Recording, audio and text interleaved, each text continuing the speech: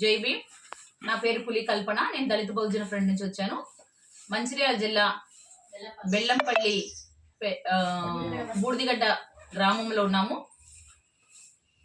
ఇక్కడ లావణ్య గారు ఉన్నారు. లావణ్యకి ఒక పాప ఒక బాబు. వాళ్ళ భర్త చనిపోవడం వలన వాళ్ళ తల్లిగారింట్లో బూడిదిగడ్డలో వచ్చి ఒక 3 నెలల క్రితం వచ్చి ఇక్కడ ఉన్నారు. ఈ ఇల్లు వచ్చేసి ఒక 70 ఏళ్ల క్రితము వీళ్ళ నాన్న, వీళ్ళ తాత, వీళ్ళ అమ్మ, వీళ్ళు పుట్టినప్పటి నుంచి ఉన్న ప్రాంతం ఇది.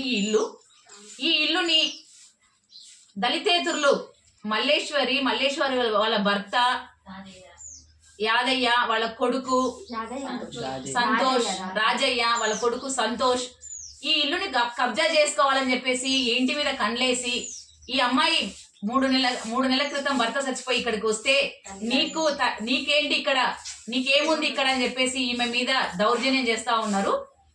వీళ్ళు ఇక్కడ పందులు వస్తున్నాయి, ఇక్కడ కుక్కలు వస్తున్నాయని చెప్పేసి ఒక ముళ్ళ కంచె కొంచెం కట్టుకున్నారు. ఆ ముళ్ళ కంచె గాలికి పోయిందో మరి పోలేదో ఆ విషయం తెలియదు. కానీ అక్కడ నుంచి కారు పోవడానికి వేరే దారి ఉంది, పెద్ద రోడ్డు ఉంది. అయినా చిన్న సందుల నుంచి కారుని తీసుకుపోతూ వీళ్ళతోటి గొడవకు దిగుతున్నారు. ముళ్ళు మా కారుకి గీరుకుంది కాబట్టి రావే మాల లంజదానా, చూడు మేము వెళ్లే దారిలో మీరంతా ముళ్ళునేసిండ్రు అని చెప్పేసి వాళ్ళని నోటికొచ్చినట్టు గలీజ్ మాటలు తిడుతూ తల్లిని 60 ఏళ్ల పెద్దామె లక్ష్మిని కొట్టారు. లావణ్యకి కడుపులో గడ్డ ఉంది, అనారోగ్యంతో హాస్పిటల్ చుట్టూ తిరుగుతుంది. ఒక 2-3 నెలల క్రితం బెంగళూరులో కూడా వెళ్ళి ట్రీట్మెంట్ చేసుకోవడం జరిగింది.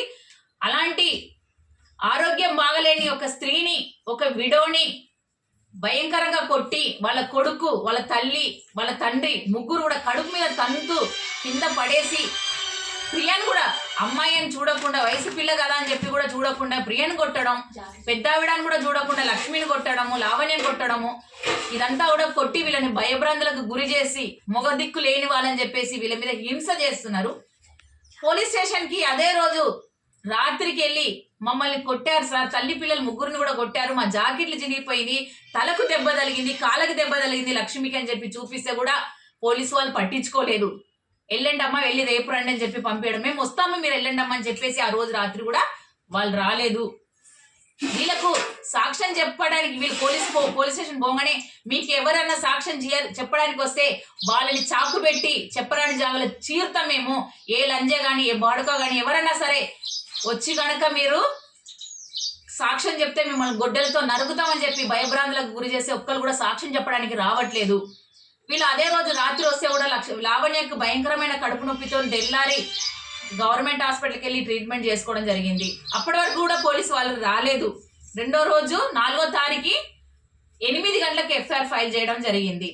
ఈ రోజు మేము దళిత బహుజన ఫ్రంట్ గా మేము ఇక్కడికి వచ్చి ఉన్నాము. లావణ్య కుటుంబానికి, లావణ్య తల్లికి, లావణ్య బిడ్డకు మేము తప్పనిసరిగా దళిత బహుజన ఫ్రంట్ సపోర్ట్ గా ఉంటది. ఆ మల్లేశ్వరిని, వాళ్ళ కొడుకు సంతోష్ని, వాళ్ళ భర్త రాజయ్యని వాళ్ళని ఎంబడే అరెస్ట్ చేయాలి.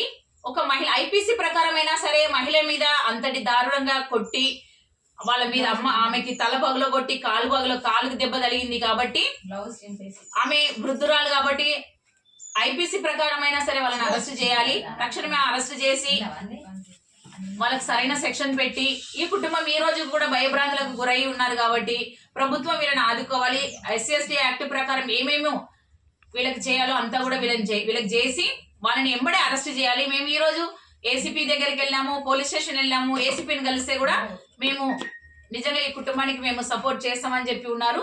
రేపు మంగళవారం రోజు మేము హైదరాబాద్ కి బాధితులను రమ్మని చెప్పేసి అక్కడ నేషనల్ SC కమిషన్ కలుస్తాము, స్టేట్ SC/ST కమిషన్ కలుస్తాము, మహిళా కమిషన్, స్టేట్ మహిళా కమిషన్ కలుస్తాము, మానవ హక్కుల కమిషన్ కలుస్తాము.